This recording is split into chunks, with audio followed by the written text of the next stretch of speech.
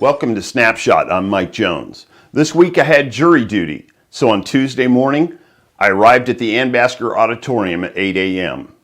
After a lot of waiting, we were called to the courtroom where one by one, most of us were summoned by name to take a seat in the jury box. There was a gentleman sitting at one table with a defense attorney, and the state's attorney sat at another table next to an Oregon State trooper. The judge explained that the accused was charged with unlawful possession of a concealed weapon. I began thinking, if there's no other charge, unless this man is somehow legally barred from possessing a firearm, there's no way I would be able to find him guilty. When the state's attorney began asking questions of the potential jury, they naturally centered around how you felt about guns generally and whether you believed it should be necessary for a person to have a permit to carry a concealed weapon.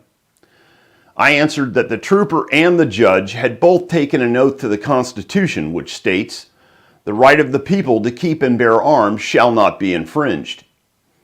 When the time came for attorneys to excuse certain potential jurors for no reason, they sent me packing.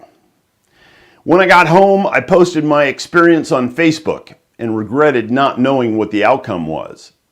It wasn't long before a friend indicated they knew of the defendant and were familiar with the case. They were parked on the side of the road dealing with a fussing baby when the trooper pulled in behind them. He was citing them for a broken taillight and spotted the weapon from outside the vehicle and claimed it was concealed. The jury deliberated only 20 minutes and found the defendant not guilty. Now, aside from being an entertaining story with a happy ending, it's also an insight into what our DA, in the context of a public safety fiscal emergency, sees as the highest priority crimes to prosecute. Is the greater threat to public safety a law-abiding citizen in possession of a legal firearm, or one of the known offenders people complain are being caught and released repetitively?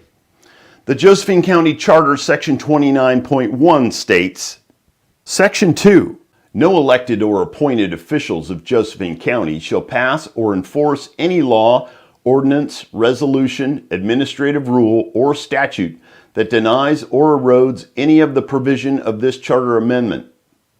Where any current law, ordinance, resolution, administrative rule, or statute within or outside of Joesphine County may be interpreted to deny or erode any of the provisions of this charter amendment, that interpretation is void and is not enforced within Joesphine County by any individual, group, or federal, state, or local governmental body or agency.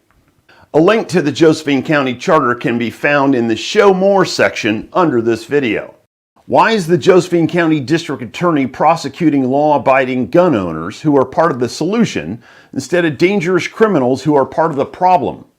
The District Attorney and the State Police are funded by the state of Oregon, so whose agenda are they pushing? The people's, as written in the Joesphine County Charter and agreed upon by 2/3 majority vote of the people, or?